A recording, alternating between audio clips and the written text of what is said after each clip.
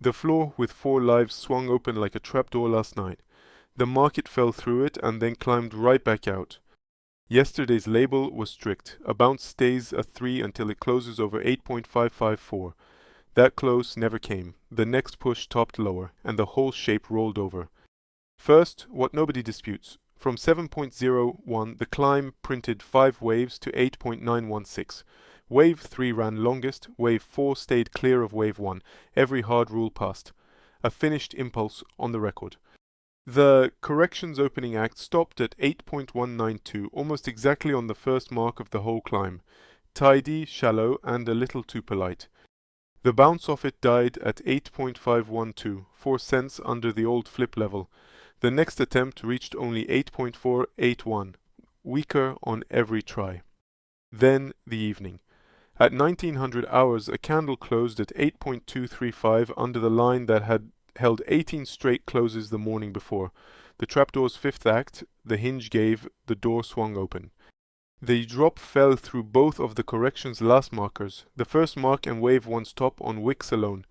Not one hourly close under either. The low printed 8.162. Measured, that is 39.6% of the climb returned. The midpoint near 7.96 was never approached. Deeper, yes. Broken, no. Here is the night up close. Between the broken line and the low sits a shaft about a dime deep, and the market spent exactly 3 hours of the whole night inside it. No more. At 2200 the door shut, a close back above at 8.303. 13 hourly closes have followed, and all 13 stayed on top of the line. The fifth break answered by the sixth act. By morning the climb had taken back everything that matters on closes. The old floor line, the first mark, wave 1's top, and both moving averages under the price now. The rebound measures 2.66% in 13 hours.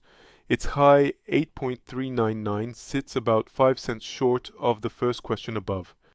Because the low moved, the grid moved. The fall now runs from 8.916 to 8.162. Its first mark waits at 8.45, and the flip level relocated to 8.539. Count the line's whole life. Floor under wave 4. Broken. Reclaimed. Floor again at dawn.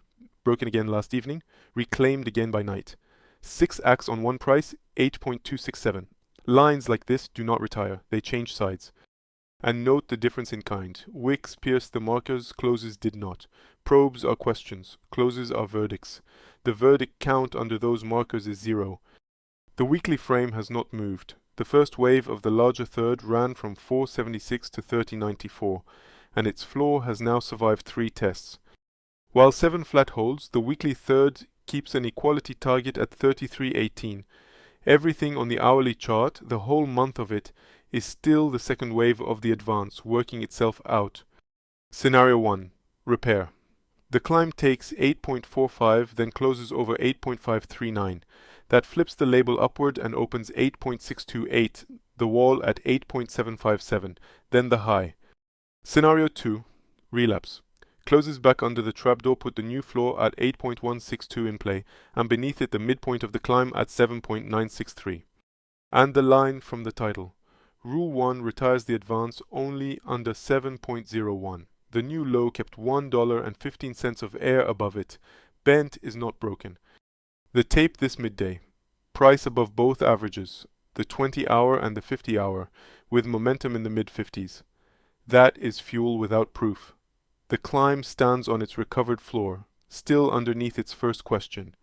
So, the order of business is fixed. 8.45 is the first question. 8.539 is the verdict.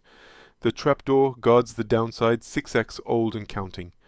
A floor gave way, wicks went through, and not a single close followed them down. That is the whole story. Educational analysis, not advice. More when a verdict prints. If this discipline belongs in your feed, subscribe, leave a like, and share it with one trader.